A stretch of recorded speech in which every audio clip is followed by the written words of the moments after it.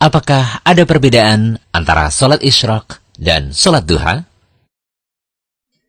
Sebagian kaum muslimin ternyata masih banyak yang bingung membedakan antara sholat sunnah isyraq dengan sholat duha.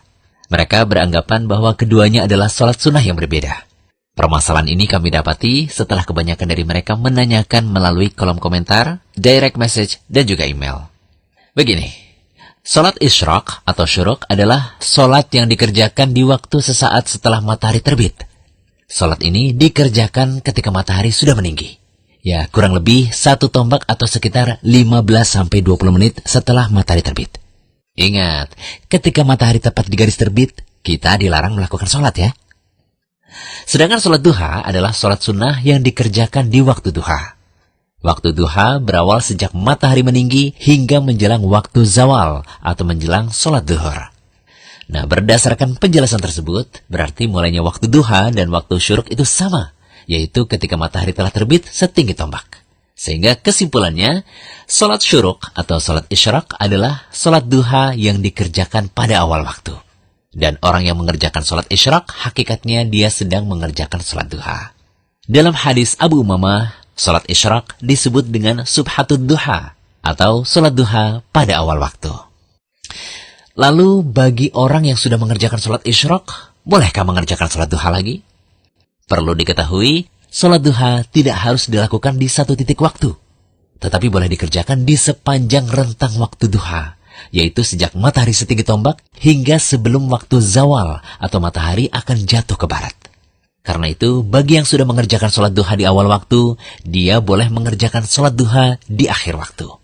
Misal, jam 6.30 pagi ia mengerjakan sholat isyraq, maka ia boleh mengerjakan sholat duha lagi pada jam 10 pagi. Adapun tata cara pelaksanaan sholat isyraq adalah sebagai berikut. Yang pertama, sholat isyraq dilakukan sebanyak 2 rakaat. Gerakan dan bacaannya sama dengan sholat-sholat lainnya. Kedua, sholat isyraq disyariatkan bagi orang yang melaksanakan sholat subuh berjamaah di masjid. Lalu ia berdiam untuk berzikir hingga matahari terbit. Kemudian ia melaksanakan sholat isyraq 2 rakaat. Yang ketiga, ketika berdiam di masjid dianjurkan untuk berzikir. Zikir di sini bentuknya umum, bisa dengan membaca Al-Quran, mengkaji ilmu agama, mengikuti majelis ilmu, atau lebih khusus lagi membaca zikir pagi. Yang keempat, sholat isyraq juga bisa dilakukan oleh wanita yang sholat subuh di rumah. Karena tempat sholat terbaik untuk wanita adalah di rumahnya. Seorang muslimah yang telah mengerjakan sholat subuh, ia bisa berdiam diri di tempat sholatnya dengan membaca zikir atau Al-Quran. Lalu setelah matahari setinggi tombak, ia mengerjakan sholat isyraq.